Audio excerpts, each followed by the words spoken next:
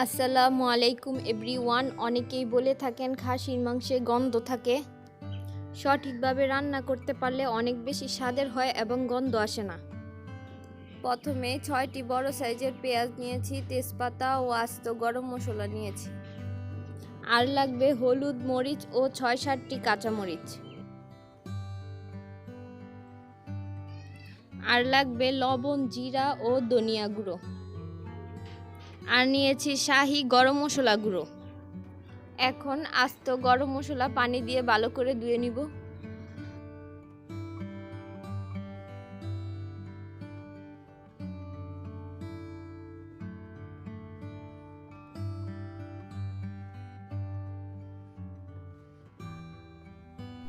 পেঁয়াজগুলো কেটে নিয়েছি। 1 কেজি খাসির মাংস রান্নার জন্য একটি পাতিলে সবগুলো উপকরণ একসাথে মিশাবো। প্রথমে দিয়ে দিব হলুদ 1.5 চামচ ও মরিচ 1.5 চামচ, শাহি গরম মশলা 1.5 চামচ,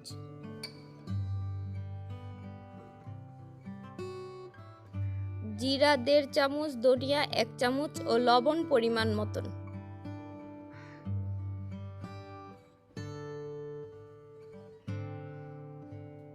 দিয়ে দিব আস্ত মশলা ও পেঁয়াজ কুচি।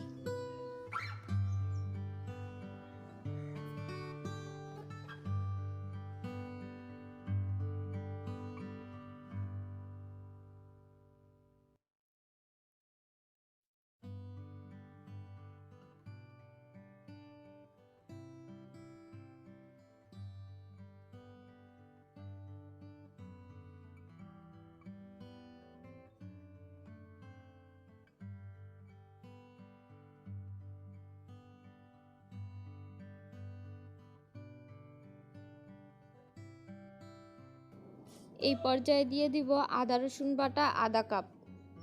আদা রসুন বাটা দেওয়ার পরে দিয়ে দিব 1 কাপ পানি ও 1 কাপ তেল। আমি সব কিছু ভালো মতন মাখিয়ে নিয়েছি। এমনভাবে মাখাতে হবে যেন প্রত্যেকটা মাংসের গায়ে মশলা লাগে।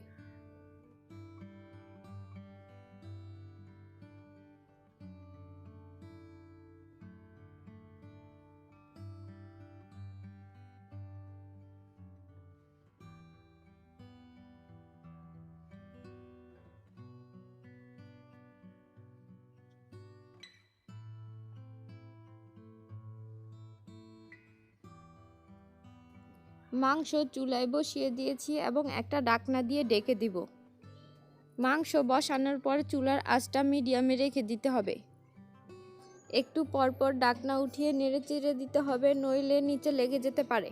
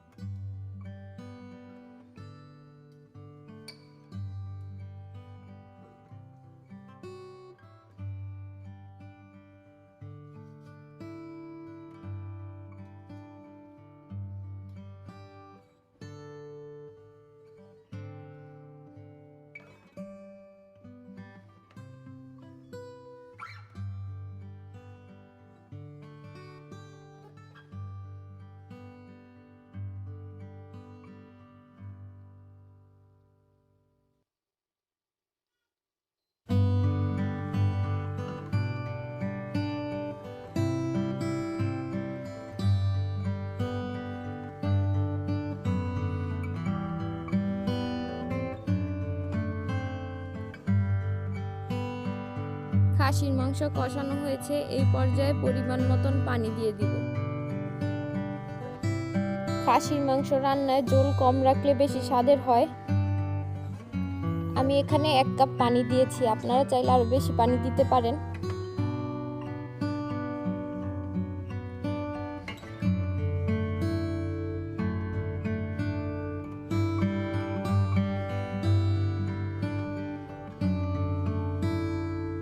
খাসির মাংস রান্না প্রায় শেষ, এই পর্যায়ে কাঁচামরিচ দিয়ে দিব। দেখতেই পাচ্ছেন খাসির মাংস রান্নায় কি সুন্দর কালার এসেছে। কমেন্টে অবশ্যই জানাবেন মাংস রান্নাটা কেমন হলো।